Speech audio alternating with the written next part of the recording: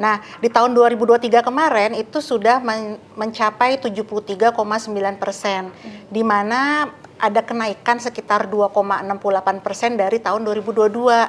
Jadi ya memang alhamdulillah ya para bunda-bunda di Indonesia ini sudah mulai menyadari pentingnya menyusui.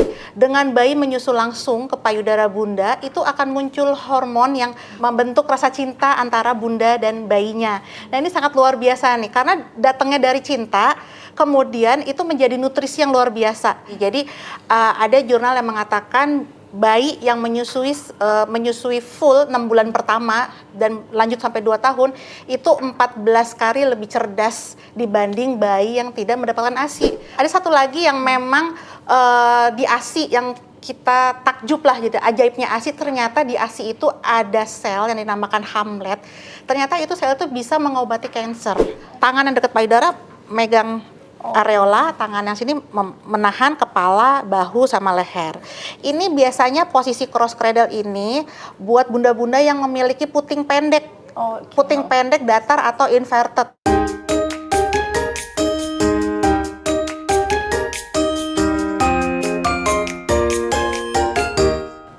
Hai Bunda, selamat datang di Bunda Talks bersama aku Firly Nabila. Apa kabar bunda-bunda semuanya? Semoga selalu dalam keadaan baik-baik saja ya. Episode Bunda Talks kita kali ini kita akan bahas seputar menyusui karena berhubungan dalam rangka World Breastfeeding Week. Tentunya kita akan ngobrol banyak banget ya soal serba-serbi menyusui, soal serba-serbi ASI gitu ya. Kayak mungkin ada bunda yang sedang di fase akan menyusui atau yang emang kayaknya sedang mempersiapkan menyusui. Sebenarnya mulai kapan sih kita harus mempersiapkan menyusui? Lalu apa aja yang harus kita lakukan gitu ya sebelum mulai menyusui dan hal-hal lainnya. Tentunya untuk menjawab pertanyaan ini kita akan ngobrol-ngobrol, tanya-tanya dengan dokter yang juga kayaknya udah sering banget ya seliweran di Instagram bunda-bunda semuanya gitu ya, Dokter Ameta Drupadi. Hai Dokter Ameta. Hai Bunda, saya Dokter Ameta Drupadi, dokter konselor laktasi. Oke, Dokter Meta apa kabar? Baik, alhamdulillah. Ini kita kan langsung ngobrolin soal menyusui ya dok ya. Banyak banget nih kayaknya yang udah mungkin penasaran gitu ya, harus gimana sih menyusui itu yang kelihatannya mungkin alami, tapi ternyata menantang banget gitu ya dok ya. Nah mungkin kalau aku boleh konfirmasi sekalian ya dok ya, kayak menurut Badan Pusat Statistik Indonesia nih, banyak banget katanya dari tahun 2021 itu semakin meningkat nih bunda yang menyusui bayinya secara eksklusif gitu ya. Boleh dijelasin nggak sih dok tentang data itu dan gimana sekarang nih, meningkatkah atau menurun lagi? Ya, jadi menurut pusat data itu ternyata angka cakupan ASI saat ini itu meningkat loh, ternyata dari 5 tahun belakangan, dari tahun 2019. Nah, di tahun 2023 kemarin itu sudah mencapai 73,9%, di mana ada kenaikan sekitar 2,68% dari tahun 2022. Jadi ya memang alhamdulillah ya para bunda-bunda di Indonesia ini sudah mulai menyadari pentingnya menyusui, dan juga mungkin informasi-informasi saat ini tuh mudah dicapai kan, bisa dari media sosial atau dari berbagai macam informasi ya. Jadi bunda-bunda sudah mulai meningkat nih cakupan angka ASI eksklusif di 6 bulan pertama. Berarti kabar baik banget dong ya dok sebenarnya kan, dan salah satu cara untuk juga mencegah stunting gitu kan, menyusui eksklusif ini gitu. Tapi ada juga kan berarti masih ada 20 sekian persennya tuh tadi yang belum menyusui gitu kan. Sebenarnya apa sih yang harus dibenahi gitu dok kalau misalnya masih ada nih yang belum mau menyusui gitu? Iya, sebenarnya sih nggak hanya 20% juga, karena kan ternyata menyusui itu kan harusnya sampai 2 tahun. Apalagi kita sedang mencegah stunting. Nah, stunting ini kan memang di 5 tahun pertama ya. Jadi sebenarnya PR-nya masih panjang sih, masih banyak nih buat kita sebagai bunda-bunda di Indonesia untuk kesadaran untuk tetap terus menyusui di atas 6 bulan bahkan sampai 2 tahun gitu. Agar apa? Agar tercapai berat badan status gizi anak Indonesia di kemudian hari. Jadi terhindar dari stunting di 5 tahun pertama kehidupannya. Oke, nah mungkin ini pertanyaan basic dan udah sering banget kali ya ditanya juga nih ke dokter Ameta gitu ya.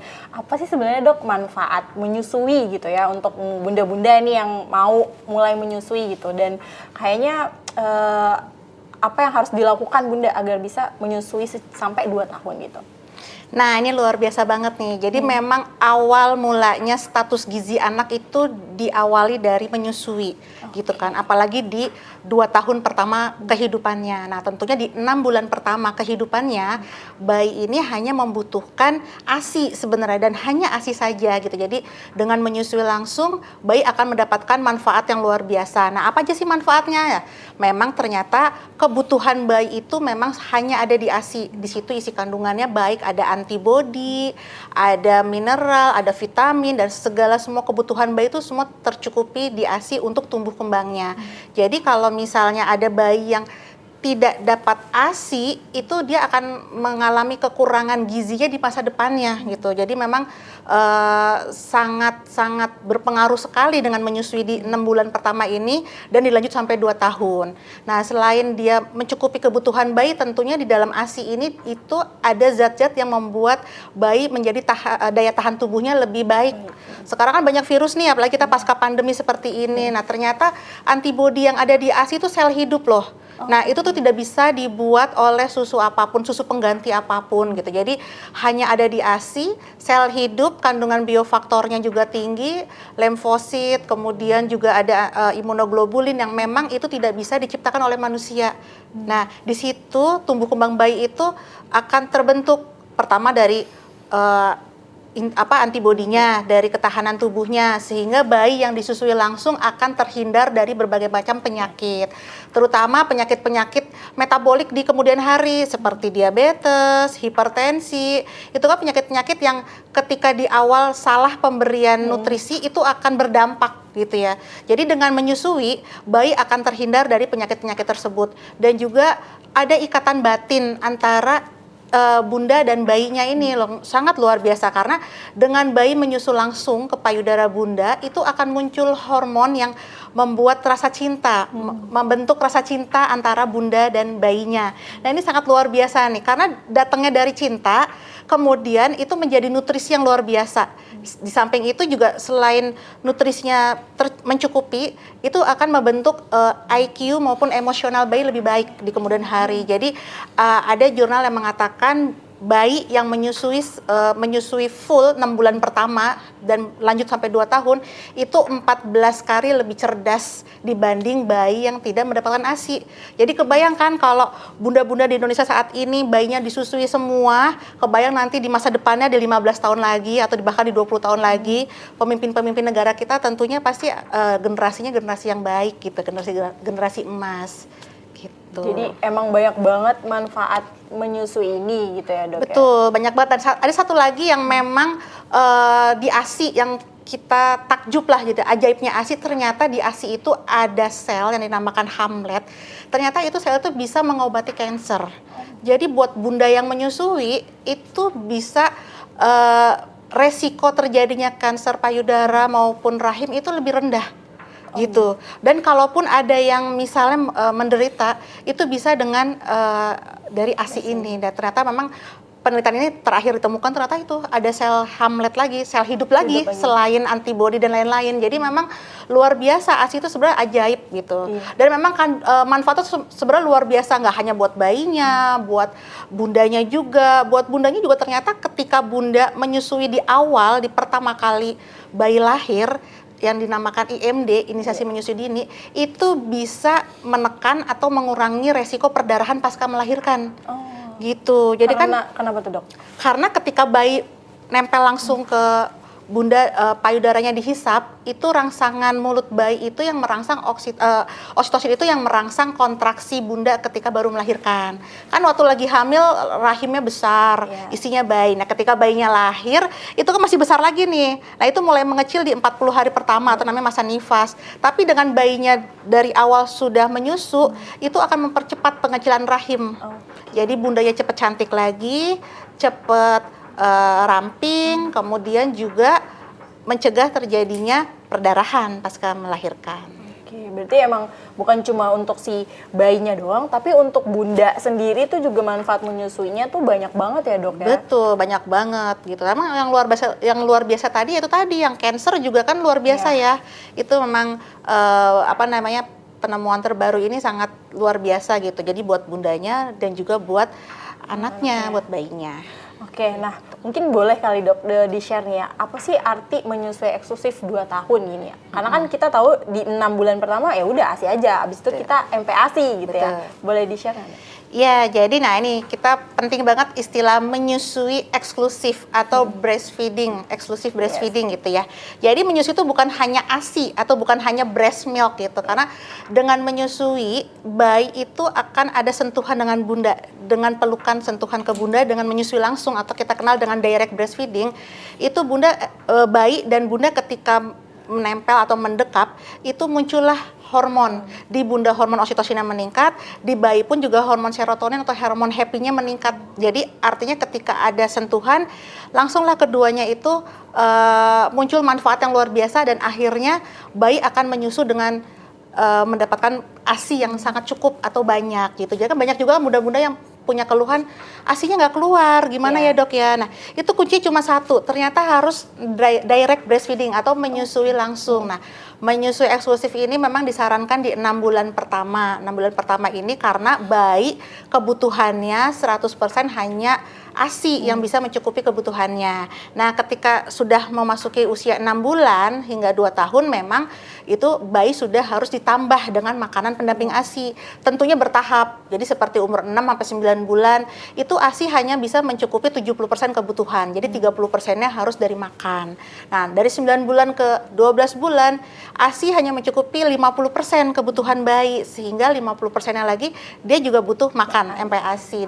Dan juga dari 12 sampai 24 bulan atau sampai 2 tahun itu memang 70% kebutuhannya itu sudah dari makan. Nah, 30%-nya untuk bonding, untuk ikatan batin itu memang masih menyusui. Makanya menyusui itu dianjurkan hingga 2 tahun. Menyusui eksklusif artinya menyusui yang bayinya menyusu langsung secara direct ke payudara bunda. Oke, aku kalau ngomongin menyusui itu agak emosional gitu loh dok, kayak butuh banyak banget hal yang dilalui gitu ya, sangat menantang buat aku sendiri gitu. Nah sebenarnya tuh ya dok, ada satu hal sih saat aku hamil sih waktu itu tepatnya, lupa nih untuk mempersiapkan ikut kelas menyusui gitu ya dok. Nah sebenarnya kapan sih dok waktu yang kayaknya nih harus sekarang nih waktu tepatnya untuk ikut kelas menyusui gitu? Iya, jadi memang sebenarnya menyusui ini keberhasilannya itu bisa kita pelajari sejak dari awal, dari sejak hamil. Bahkan dari sebelum hamil pun juga sudah mulai mencari informasi tentang menyusui. Nah, kalau dari kehamilan itu mulai dari usia 28 minggu kehamilan itu bunda-bunda harus mencari informasi tentang menyusui. Mungkin awal-awal bunda mencari tahu dulu nih apa sih manfaat menyusui, terus tahu juga apa kerugiannya kalau anak saya nggak disusui gitu kan. Kemudian hal-hal apa yang bisa menjadi berhasil menyusuinya, seperti posisi perlekatannya bagaimana, teknik pemberiannya bagaimana, kemudian kendala-kendala apa yang akan dilalui nanti setelah lahir. Nah itu bunda harus tahu dari sejak 28 minggu kehamilan dari kelas menyusui ini. Jadi penting banget buat para bunda mengikuti kelas menyusui mulai dari usia 28 minggu. Oke, sebelum ikut itu gitu ya dok ya, mempersiapkan untuk menyusui itu apa aja hal-hal yang kayaknya kita persiapkan dulu nih selain mungkin mentalnya. Karena jujur waktu itu aku aja mikirnya kayak ya udah alami aja dok, cuma tinggal plok udah dia nyusu. Ternyata nggak semudah itu gitu kan ya dok ya. Nah apa tuh yang harus dipersiapkan oleh bunda-bunda sebelum? Iya, itu benar banget itu, makanya dari WHO memang ada istilahnya yang disebut dengan 7 contact lactation atau 7 kontak laktasi yang harus bunda lalui gitu kan. Ya memang tadi dari pertama kali bunda bertemu dengan seorang konselor ataupun mendapatkan edukasi tentang menyusui itu dari umur 28 minggu. Kemudian nanti pas sebelum lahir di usia 36 minggu pun sudah harus ke tatap muka kedua. Jadi apalagi nih yang harus dipersiapkan nih, karena kalau di bawah trimester 3 atau di 28 minggu itu mungkin persiapan secara mental, tahu dulu nih informasinya, ilmunya gitu ya. Nanti pas udah 36 minggu sudah mendekati waktu lahir, Bunda cari tahu nih di payudara saya apa nih, ada kekurangan atau apa nih yang bakal menjadi kendala. Itu harus cari tahu dari usia 36 minggu sampai lahir gitu. Nah, kenapa? Karena ketika payudara Bunda tuh diperiksa atau dilihat langsung itu memang ada resiko kontraksi. Makanya kenapa kalau pemeriksaan lanjutan dari laktasi itu di 36 minggu gitu. Nah, setelah itu Bunda ikutin lagi informasi tentang IMD karena nanti pas baru lahir bayi diharapkan langsung nempel ke dada Bunda yang dinamakan inisiasi menyusui dini. IMD itu sangat penting karena di situ tuh manfaatnya selain bayi menjadi hangat, bayi menjadi lebih nyaman, lebih tenang dan akhirnya produksi ASI akan lebih cepat keluar dibanding bunda-bunda yang tidak melakukan IMD gitu. Nah, tentunya nanti setelah lahir kemudian di 3 hari pertama pasca lahir pun itu pun ada kunjungan dari konselor laktasi untuk praktek langsung gitu. Jadi teorinya udah tahu, kemudian setelah lahir praktek langsung nih.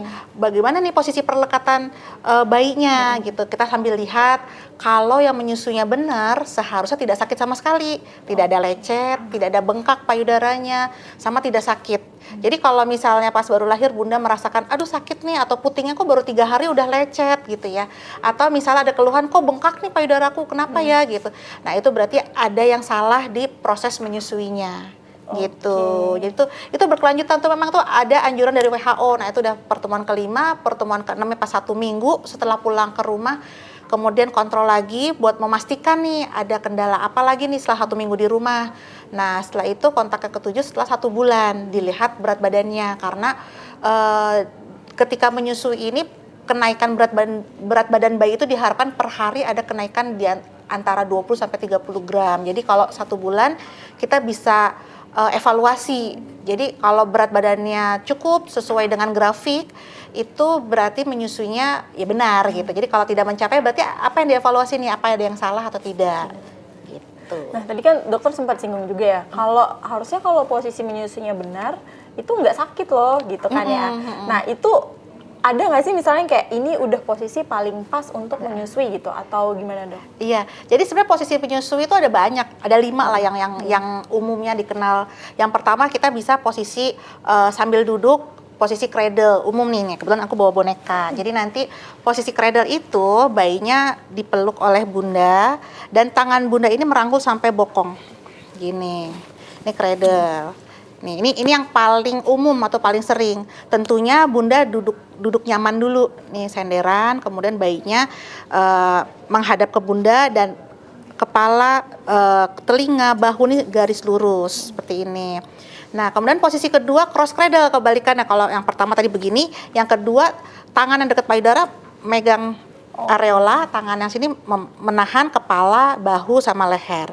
Ini biasanya posisi cross cradle ini buat bunda-bunda yang memiliki puting pendek.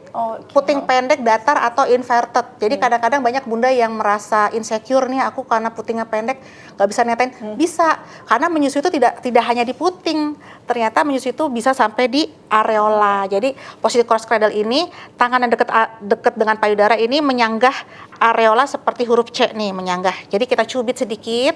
Nah, kemudian dekatkan mulut bayi, arahkan ke atas seperti ini. Nanti begitu areola sudah mendekat ke hidung dan mulut, pasti mulut bayi mangap nih. Pas mangap lebar langsung masukin semuanya.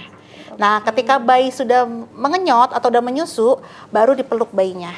Gitu. Tadi itu pas posisi cross cradle. Jadi cross cradle ini sering dianjurkan buat bunda-bunda yang memiliki puting datar. Gitu. Kemudian ada lagi posisi football. Football itu bayi berada di lengan bunda. Jadi dia lebih dimundurin ke sini. Nah, biasanya posisi football ini buat yang bayinya kembar. Jadi bisa dua.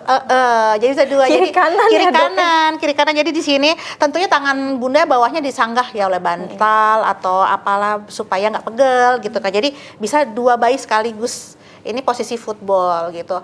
Bisa juga buat beberapa bunda yang ketika habis melahirkan ada keluhan di tangan. Biasanya suka ada yang istilahnya carpal tunnel syndrome atau yang sakit nggak bisa gendong. Itu posisi football enak. Jadi bayi diletakkan di bantal, kita hanya pegang kepala dan menyanggah lehernya gini aja. Nah, ketika sudah masuk udah tinggal pegangin gini. Jadi dibantu disanggah dengan bantal. Posisi football bisa membantu buat bunda-bunda yang pergelangan tangannya sakit gitu. Kemudian ada posisi reclining, kita duduk terus agak setengah tidur, 30 derajat lebih rendah. Nah, reclining ini biasanya buat bunda-bunda yang ternyata produksi ASI-nya oversupply. ASI-nya terlalu banyak. Jadi ketika nyusu kalau posisi seperti ini kan gravitasi ke bawah, anaknya kesedak-kesedak tuh, gitu kesedak kan. Nah, akhirnya itu bisa dengan posisi reclining, jadi agak mundur atau baringan boleh. Bayi letaknya di atas. Nah, ini tujuannya supaya ketika bayi menghisap payudara bunda ini melawan gravitasi, jadi nggak deres gitu ya. Nah, terus terakhir ada posisi tiduran. Nah, ini paling favorit juga, apalagi buat bunda-bunda yang sudah memasuki masa kerja. Karena kita udah seharian kerja pasti capek. Sementara malam harus menyusui. Nah, posisi favorit tuh paling enak adalah posisi side lying. Jadi kita sambil tiduran, berbaring, anaknya miring ke bunda juga agak miring, udah nyusuin. Jadi nanti si bayi akan berbaring menyusu, bunda boleh sambil tidur gitu, dan nggak akan ketindih kok. Jadi kalau misalnya ada yang bilang nggak boleh tiduran nyusuin nanti ketindih segala macam, nah selama perlekatannya benar, posisinya benar, itu tidak akan mengganggu pernafasan bayi. Gitu. Jadi sebenarnya kalau untuk posisi tergantung kenyamanan dari bunda sendiri gitu ya. Dok, yang nggak harus yang kayaknya paling ideal tuh tidur, paling ideal tuh duduk. Itu balik lagi ke kondisi bunda masing-masing gitu ya. Betul, Dok, ya? kondisi dan kebutuhannya bunda. Gitu. Oke dok, selama praktek nih bantu bunda-bunda yang menyusui, sebenarnya apa sih permasalahan yang kayaknya paling banyak nih gitu? Atau mungkin salah satunya kayak aku waktu itu terlalu sering nih dengar omongan orang-orang kayaknya udahlah nggak usah menyusui gitu, ganti aja atau apa gitu, asinya nggak enak atau apa gitu. Mungkin ada.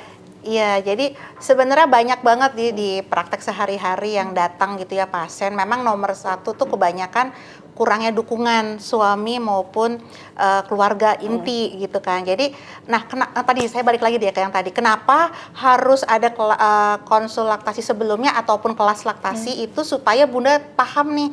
Dan juga tidak hanya bundanya, harusnya memang support system. Jadi ketika ikut kelas menyusui atau konsul langsung, itu ayah tuh wajib ikut, ibu kita, orang tua kita maupun mertua.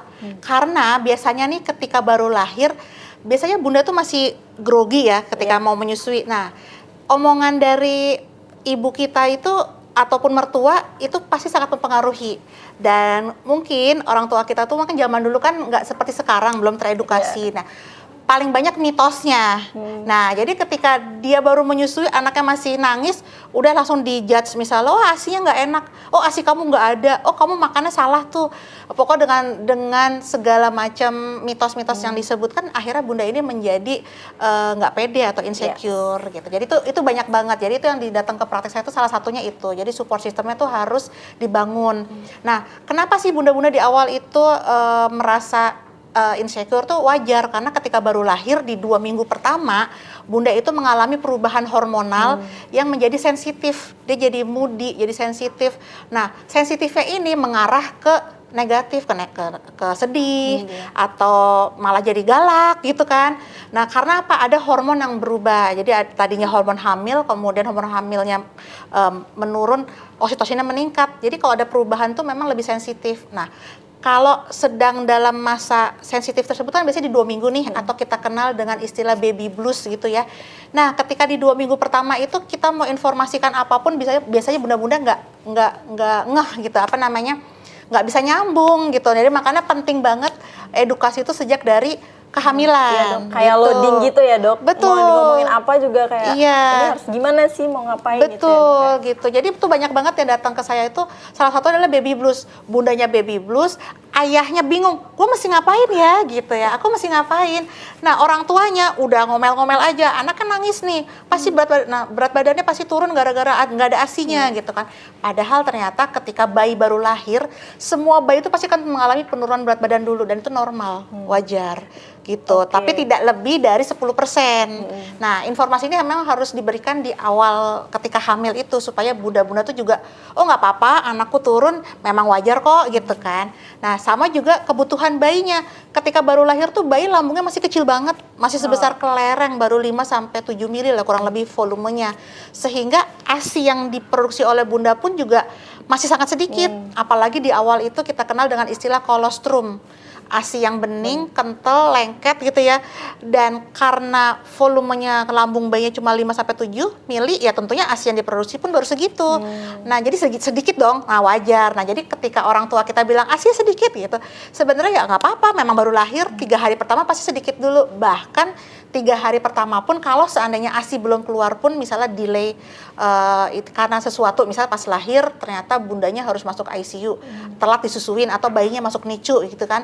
Nah, ASI kita akan delay, akan telat keluarnya, itu pun masih normal sampai hari ketiga. Berarti nggak usah yang langsung panik ya dok ya, 3 hari nggak keluar gimana nih? Jangan gitu ya? buru-buru, jangan buru-buru Oke. menjudge kalau ASI nggak keluar, karena memang 3 hari pertama ASI kita tuh pasti akan keluar. Dan juga pasti ada pertanyaan dong, nah terus 3 hari bayinya minum apa Iya. gitu kan, bahaya nggak nanti kalau dia nggak disusuin gitu, kan bundanya lagi dalam perawatan misalnya gitu ya. Nah ternyata juga bayi itu tuh Allah tuh udah menciptakan dengan segala kesempurnaannya. Jadi ketika bayi baru lahir ternyata asupan terakhir yang bayi dapat ketika dalam perut bunda itu masih ada dalam tubuh bayi, atau kita kenal dengan cadangan lemak atau brown fat. Itu masih ada di badan bayi dan bertahan sampai hari ketiga atau 72 jam pasca lahir. Jadi bayi nggak bakal kelaparan selama 3 hari pertama gitu. Nah tapi tentunya kalau misalnya ternyata pas baru lahir kondisi bundanya bugar, bayinya bugar, ya susuin langsung. Karena semakin cepat disusuin semakin cepat ASInya keluar. Oke, berarti emang harus dukungan dari sekitarnya juga, Betul. termasuk fasilitas kesehatan tempat kita melahirkan ya dok? Betul, iya, fasilitas kesehatan juga tuh penting banget. Jadi buat bunda-bunda sekarang kan udah bebas nih ketika lagi hamil, pilih cari provider rumah sakit yang memang mendukung pemberian ASI eksklusif gitu ya. Kalau mendukung tuh pasti di dalam proses persalinannya tuh pasti ada IMD-nya, kemudian ada bayinya rooming in satu tempat. Ketika baru lahir tidak dipisah gitu, bayi bersama bunda tidak dipisah dalam ruang perawatan.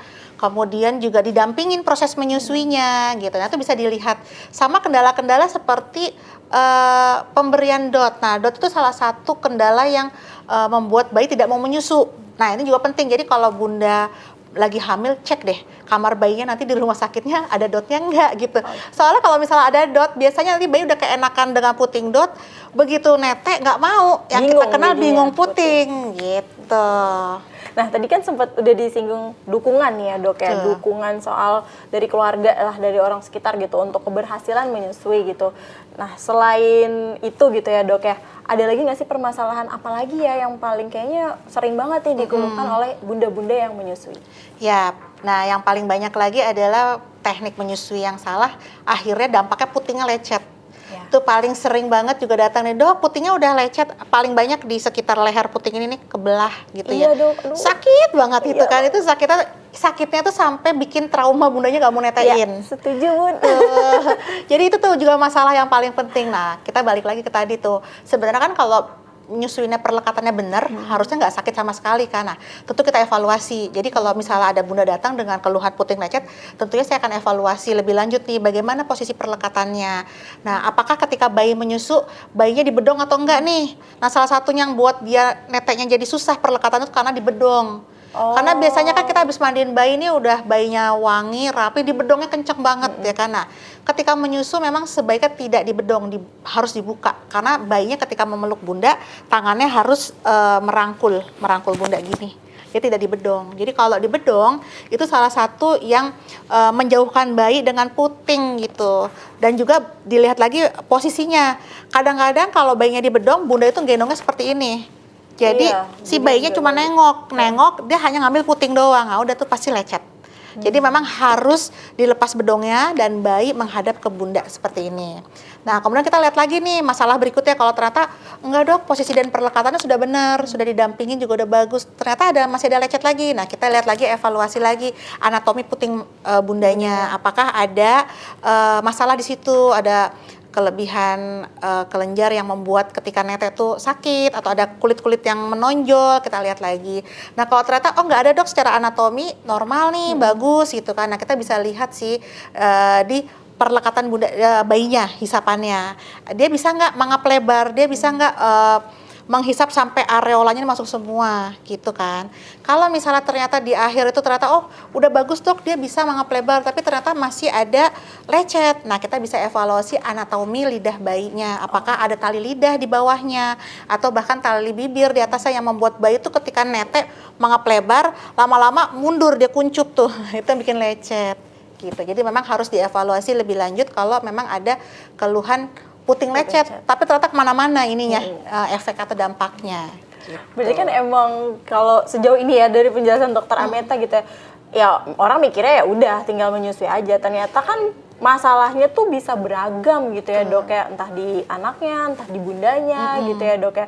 Lalu selain itu ya dok, kadang kan juga suka ngerasa mastitis gitu ya dok ya. Nah itu juga karena salah perlekatan. Salah perlekatan, betul. Jadi mastitis itu biasanya nggak terjadi langsung nih. Jadi misalnya ketika bayi menyusu itu kan sesuai kebutuhan. Jadi kalau misalnya telat menyusu atau kelamaan tidur bundanya, bengkak dulu nih awalnya. Nah udah bengkak, karena ketika payudara bengkak, kita lihat lagi nih, nete berikutnya bener nggak? Biasanya kalau payudaranya keras banget, anak tuh nggak mau nete bener karena keras kan, susah kan. Nah itu kan akhirnya perlekatannya salah tuh, akhirnya lecet lagi. Nah kalau ada lecet plus bengkak, nah itu baru terjadinya mastitis tuh awalnya pemicunya adalah itu. Nah jadi kalau misalnya ada lecet, itu kuman gampang masuk. Nah ketika udah masuk, payudara kita lagi penuh-penuhnya nih. Nah akhirnya bersaranglah kuman sehingga terjadilah radang atau infeksi payudara atau kita kenal dengan mastitis. Gitu. Nah, kalau sudah kayak gitu, balik lagi ya, konsul lagi ke dokter laktasi gitu ya dok ya. Nah sebenarnya tadi kan juga udah dibilang nih, salah satu yang paling banyak dikeluhkan bunda-bunda menyusui soal kayaknya kurang nih dukungannya gitu ya. Menurut dokter Ameta nih, apa sih sebenarnya dukungan yang harus diberikan suami atau orang-orang sekitar nih untuk bunda yang menyusui agar berhasil menyusui gitu? Nah penting banget sebenarnya dukungan, terutama dukungan dari suami atau pasangan ini penting banget karena memang ketika menyusui itu bunda itu yang biasanya ketika waktu sebelum ketika hamil atau sebelum hamil pun kan dia melakukan aktivitas tuh rutin kan. Nah ketika ada bayi pasti baru ngantuk dikit anaknya nangis ya kan, baru mau makan dikit nangis lagi bayinya. Jadi artinya nih bunda ini memiliki waktu untuk mengurus bayinya nih benar-benar nggak bisa diprediksi. Jadi dia akan terus-terusan. Nah butuh pasti kan punya beban baru nih, beban aktivitas baru. Nah tentunya suami ini jangan semua apa istilahnya pekerjaan-pekerjaan rumah misalnya yang biasa-biasa yang sebelum hamil atau sebelum melahirkan itu bunda lakukan dibebani lagi gitu. Misalnya kayak pekerjaan di rumah misalnya kayak nyiapin makan, minum, terus udah itu berberes rumah. Nah itu diharapkan suami bisa membantu berbagi gitu kan. Jadi karena bunda udah mengurus bayi, tentunya waktunya sudah mulai habis nih dengan bayinya. Nah jadi tentunya suami bisa membagi. Nah membagi ini belum nggak harus suami yang mengerjakan kan. Bisa jadi suami mungkin mencarikan ART untuk mengurus rumah. Nah kemudian ketika lagi bunda menyusui mungkin suami bisa membantu ketika selesai menyusui yang membantu menyendawakan atau menggendong bayinya. Kemudian juga bisa membantu dengan menggantikan popok. Nah itu tugas oleh seorang suami itu penting banget. Tapi sebenarnya bunda-bunda ini ya ketika menyusui sebenarnya perhatian kecil dari suami aja tuh udah senang banget sih sebenarnya. Iya banget. Banget tuh penting banget. Jadi kayak kita lagi nyusuin nih, terus tiba-tiba ditawarin mau minum nggak gitu kan? Dibawain segelas air aja gitu ya. Terharu dok. Itu pasti senang banget. Jadi sebenarnya itu sih penting banget. Jadi intinya tuh perhatian kecil yang memang dibutuhkan. Itu memang sebisa mungkin tuh suami harus lebih care, lebih aware lah. Maksudnya lebih bantu istrinya gitu. Jadi penting tuh. Jadi hal kecil memberikan minum aja udah happy banget. Apalagi kalau disiapkan dengan makan yang kesukaan bunda ya kan. Membantu menggantikan popok. Kemudian misalnya ketika bayinya ganti popok ataupun misalnya mandi bersama ayahnya, bunda bisa istirahat, bisa tidur atau bahkan bisa makan gitu. Jadi bisa berbagi tugas di situ. Sehingga keberhasilan menyusui akan lancar, karena tadi menyusui kan emang dipengaruhi oleh ada 2 hormon nih, prolaktin sama oksitosin.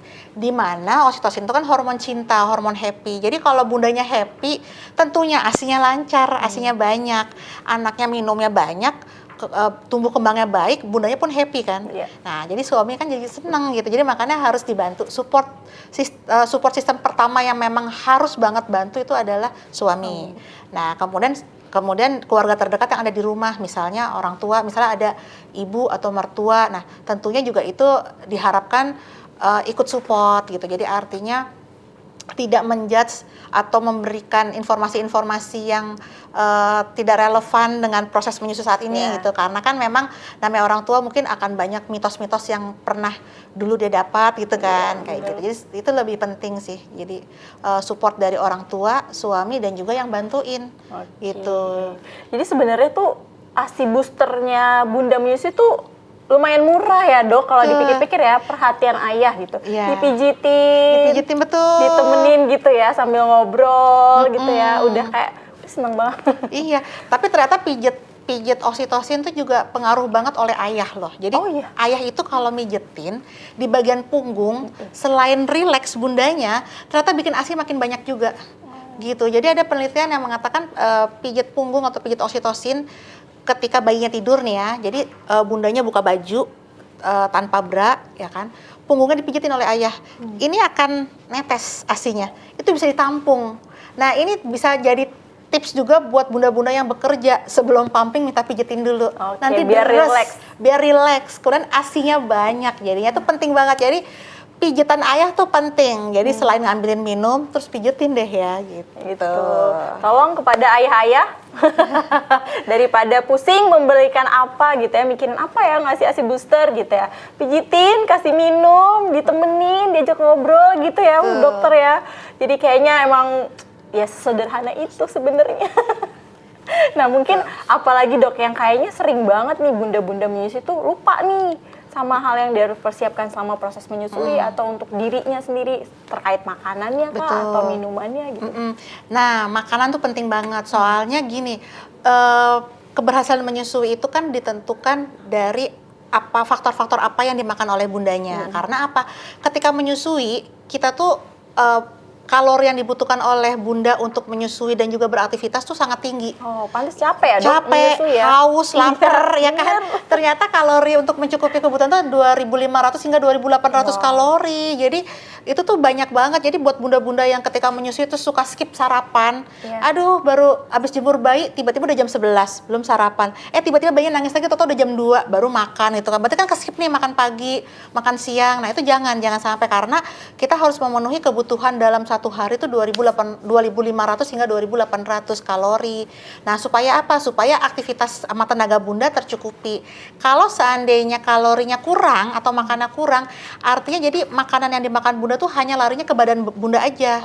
Belum ke ASI gitu. Jadi makanya ada istilahnya, wah ASInya encer nih gitu kan. Memang ASI ada dua tipe. Ada istilahnya di awal bayinya menyusu, ASI itu encer dinamakan for milk. Nah, nanti setelah dihisap beberapa 5-10 menit, dia mulai keluar yang kentalnya atau hin milknya. Nah, tentunya makanan-makanan yang tinggi kalori yang dimakan oleh bunda itu bisa menjadikan hin milk lebih banyak gitu. Jadi itu penting banget.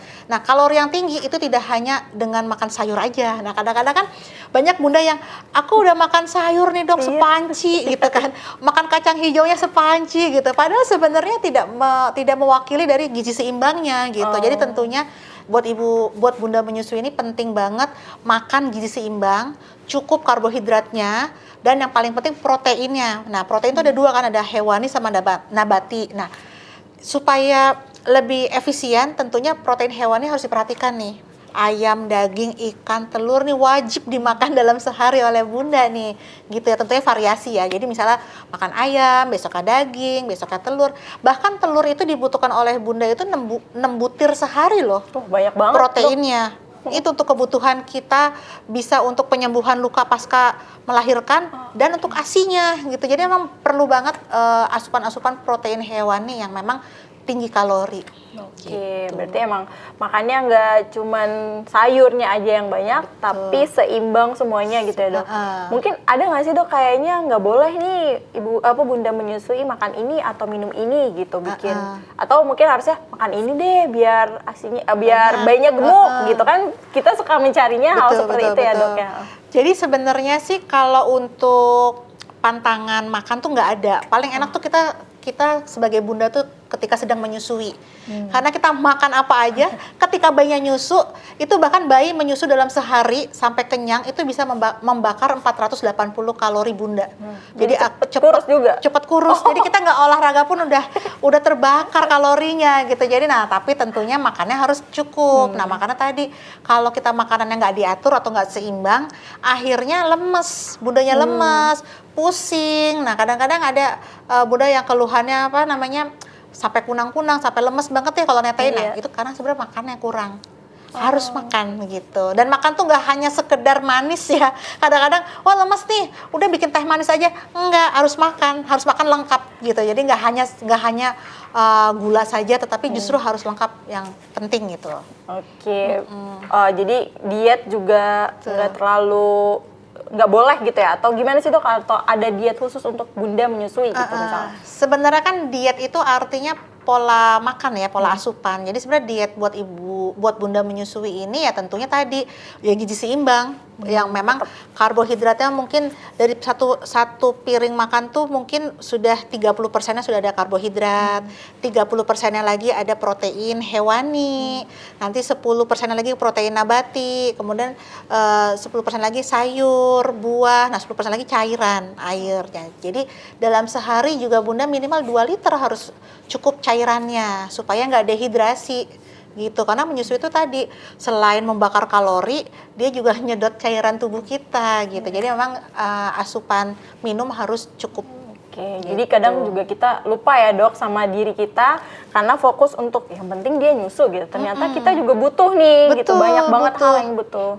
Sama satu lagi, ternyata ada zat yang namanya kalsium itu kalau ketika lagi menyusui kurang dalam tubuh kita, itu bayi akan mendapatkannya dari tubuh bunda. Jadi akhirnya kita gampang rontok rambutnya, gampang giginya cepat bolong atau cepat oglek gitu ya, maksud tumbang gitu. Terus udah gitu juga mungkin kuku cepat patah atau segala macam. Nah, itu sebenarnya karena salah satu gejala kurangnya kalsium. Nah, kalsium itu juga penting. Nah, kalsium itu kan tinggi ada di ikan-ikanan kayak ikan teri, di kandungan daging, di daging merah. Jadi itu harus cukup juga asupannya, kalsiumnya gitu. Nah, itu yang sering lupa juga nih Sering bunda lupa, nih. betul. Oke, jangan lupa untuk kalsiumnya.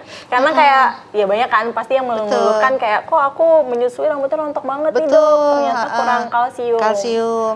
Giginya cepat bolong atau cepat goyang gitu. Nah, itu salah satunya karena kesedot semua oleh bayi. Jadi sebaiknya harus cukup kalsiumnya. Kalaupun misalnya mau suplementasikan dengan ditambahkan tablet kalsium itu boleh-boleh aja sih, yang penting kalsium harus cukup aja. Gitu intinya. Nah Dok, tadi kan kita udah ngobrolin banyak nih ya Dok soal menyusui juga gitu. Tadi juga sempat disinggung gitu ya, salah satu manfaatnya tuh ternyata bikin anak cerdas gitu ya. Betul. Berapa kali lipat daripada yang tidak menyusui tadi ya Dok. Itu salah satu yang akan terlihat bedanya nggak sih Dok di masa depan, atau ada hal lagi gitu anak yang disusuin ASI dengan yang enggak? Pasti terlihat banget. Jadi anak yang disusui ASI, yang memang menyusui langsung itu kan kandungan ASI itu kan untuk saraf sensorik maupun motoriknya itu sangat tinggi di situ, untuk merangsang dia lebih saraf-saraf otaknya lebih berkembang tuh lebih tinggi gitu kan dari kandungan ASI ini. Jadi itu sangat berbeda gitu. Biasanya anak-anak yang tidak mendapatkan ASI, jangankan udah gedenya ya, waktu masih bayi aja biasanya apa nih? Kalau anak gak dapat ASI, biasanya dengan susu pengganti pemberiannya pakai apa? Pakai botol. Nah, botol itu beresiko overfeeding, minumnya banyak. Akhirnya tuh anak gemuk, geraknya kurang, cabi sih gede tapi dia nggak aktif gitu, kayak gitu. Nah, belum lagi susu pengganti itu kan zat-zat gizinya tuh terlalu banyak gitu kan. Jadi artinya ketika anak mendapatkan susu pengganti atau susu formula seperti itu, dia akan mengalami obesitas dari kecil. Nah, kebayangkan sampai gedenya gimana, kecil aja udah nggak seaktif anak ASI, apalagi gedenya gitu kan. Ya seperti itu. Jadi tuh sebenarnya banyak banget kerugian-kerugiannya gitu. Berarti bikin anak cerdas itu udah ada penelitiannya ya Dok ya. Lalu juga bikin imunnya oke. Oke, betul. Nah, banyak pasien-pasien saya yang sebelum ini ketika di masa pandemi itu lagi tinggi-tingginya COVID gitu kan, banyak bunda-bunda maupun ayah tuh yang tertular. Mereka bercerita loh, anak saya yang menyusu langsung tidak tertular, atau bahkan cuma sehari doang dok demamnya, kami 14 hari benar-benar udah tidur aja gitu kan. Nah anak kami cuma 1 hari atau 2 hari, itu salah satunya dari manfaat dari antibodinya. Gitu tuh luar biasa. Gitu makanya disarankan buat bunda-bunda yang menyusui itu disarankan sampai 2 tahun bahkan lebih. Jadi kalau misalnya lebih dari 2 tahun sebenarnya kebutuhan ASI sudah tidak mencukupi ketika di atas 2 tahun, tetapi antibodinya masih melindungi. Jadi buat bunda-bunda yang anaknya sudah di atas 2 tahun tetapi masih menyusui itu nggak apa-apa. Itu manfaatnya lebih ke bonding sama antibodinya. Nah tapi tentunya kebutuhan makanannya harus dicukupi dari makan keluarga. Udah kalau udah 2 tahun udah harus makan keluarga yang full. Gitu. Oke, mungkin ini kali ya Bu, dok ya, kasih pesan-pesan gitu ya untuk bunda-bunda gitu ya sekalian, biar gimana sih harus menyusui secara keras kepala nih bayinya selama 2 tahun, atau mungkin ada yang pertama udah nyusuin anaknya tapi gagal, lalu dia yang kedua pengen berhasil, ada pesan-pesan khususnya untuk bunda-bunda? Ya, jadi buat bunda-bunda supaya berhasil menyusuinya memang harus cari informasi maupun belajar dari mulai kehamilan. Tentunya dari mulai kehamilan sudah mencari informasi tentang menyusui, kemudian juga konsul langsung kalau memang ada kendala ketika sudah menyusui ini. Jadi banyak bunda-bunda yang merasa yang nete asal nempel aja kok, nempel gitu ya. Ternyata nggak hanya nempel loh, ternyata menyusui itu sangat banyak banget drama-dramanya. Jadi segera cari bantuan, itu penting banget buat bunda. Dan menyusui itu sebenarnya bisa dipelajari. Jadi jangan patah semangat buat bunda-bunda. Apalagi kalau misalnya si bayinya sudah bingung puting nih dok, udah dari awal memang nggak menyusui, udah umurnya udah 3 bulan misalnya gitu. Itu bisa untuk relaksasi lagi, bisa untuk belajar menyusui kembali. Gitu. Nah, apalagi nanti anak kedua, jadi dipersiapkan dari sejak kehamilan supaya lebih sempurna nanti ketika menyusuinya. Gitu. Jadi sangat bisa diusahakan ya dok ya. Bisa diusahakan. Dok, jadi menurut dokter Ameta, menyusui itu mudah atau susah banget sih? Sebenarnya mudah selama kita tahu cara-caranya atau mendapatkan informasi dulu. Jadi belajar dulu. Gitu. Oke, kuncinya adalah belajar, dipersiapkan gitu dipersiapkan. Ya, dok ya? Dan tidak hanya bunda sendirian, tetapi suami penting banget dan juga keluarga inti yang ada di rumah itu harus semuanya ikut teredukasi. Oke, seru banget sebenarnya obrolan kita nih Dokter Meta, tapi kayaknya kalau terus-terusan ngobrol nggak selesai-selesai ya bunda-bunda semuanya. Terima kasih untuk Dokter Ameta buat ngobrol-ngobrolnya dan sharing-sharing ilmunya. Semoga bermanfaat untuk bunda dan ayah yang nonton Bunda Talks, dan untuk bunda-bunda semua dan ayah juga yang nonton Bunda Talks episode kali ini. Semoga bermanfaat, dan jangan lupa untuk like, subscribe, dan komen di YouTube channelnya Hai Bunda, atau mungkin mau kasih info siapa lagi ya, kita akan ngobrol-ngobrol bersama siapa gitu. Mohon maaf apabila ada salah-salah kata. Saya Filin Nabila dan Dokter Ameta pamit, sampai ketemu di Bunda Talks berikutnya.